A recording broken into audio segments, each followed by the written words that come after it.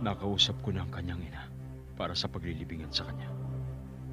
Naparito ako para kunin ang kanyang bangkay. Kausapin mo muna si Pilato tungkol sa bagay na yan. Ikaw na muna ang aking kinausap. Dahil alam ko, marami ang nagnanais na ilibing na lamang siya kahit saan. Habang nakikipag-usap pa ako kay Pilato. Umalis ka na ngayon at makipag-usap kay Pilato. Nakabalik ka na bago namin basagin ang kanyang buto.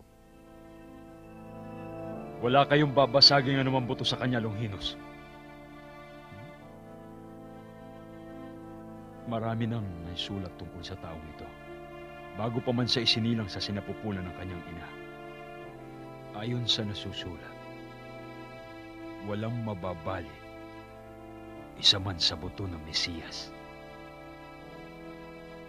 Kung gano'n, niisip mong siya nga ang inyong Mesiyas? Ama, bakit mo ko pinabayaan?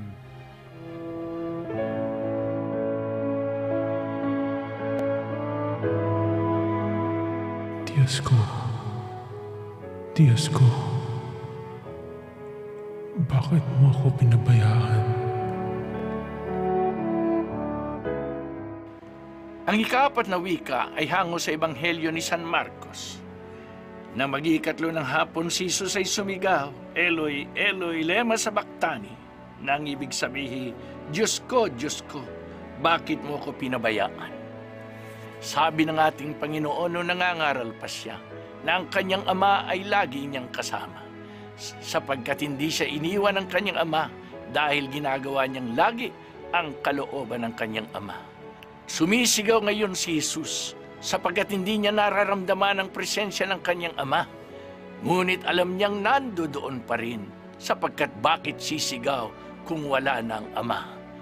At yung panalangin niyang yan, sinasabi sa atin, ay dininig ng ama dahil nga sa kababaang loob at debosyon ni Kristo sa kalooban ng ama. Didinggin ka rin kung ikaw ay magiging masunurin.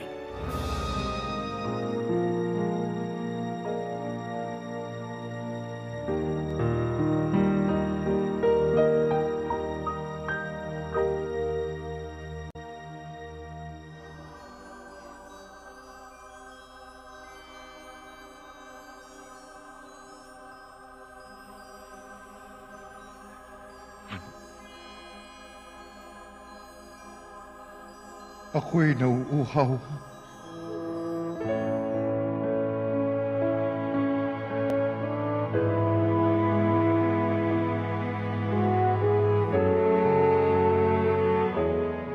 Nauuhaw ako.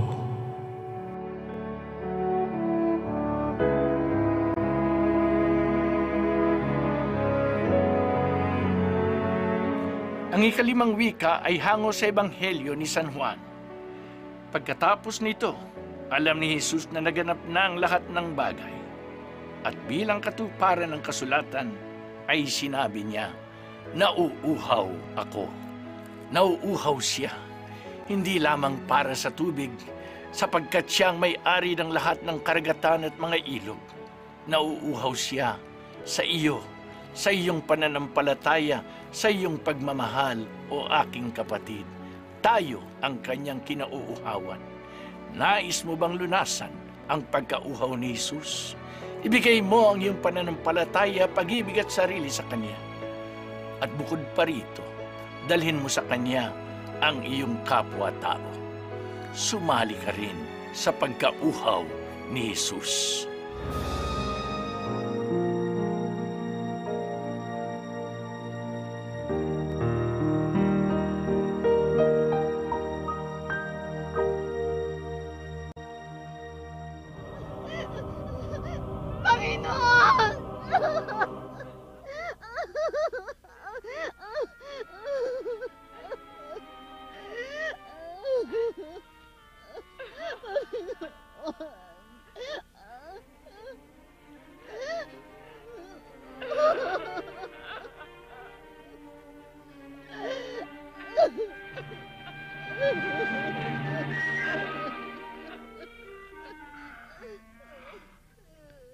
Naganap na.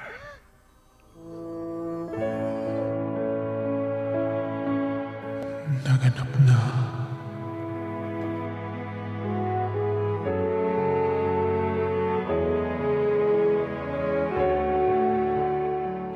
Ang ika-6 na wika ay hango sa Ebanghelyo ayon kay San Juan.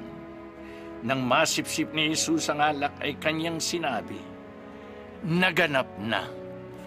Consumatum est." Alam po ninyo, nung magturo si Jesus, natuwa ang mga tao. Sabi ng isa, "Well said." Noon naman gumawa siya ng mga kababalaghan, natuwa uli ang mga tao. Sabi nila, "Well done." Ngayon naman, ang kanyang buhay ay matatapos na. Sabi naman natin, "Well lived, O Panginoon, nabuhay ka para sa Diyos at para sa aming mga tao. Nabuhay ka sa pagmamahal. Totoo, ang buhay mo ay naging ganap. Naganap mo ang iyong misyon. Hari nawa kami rin."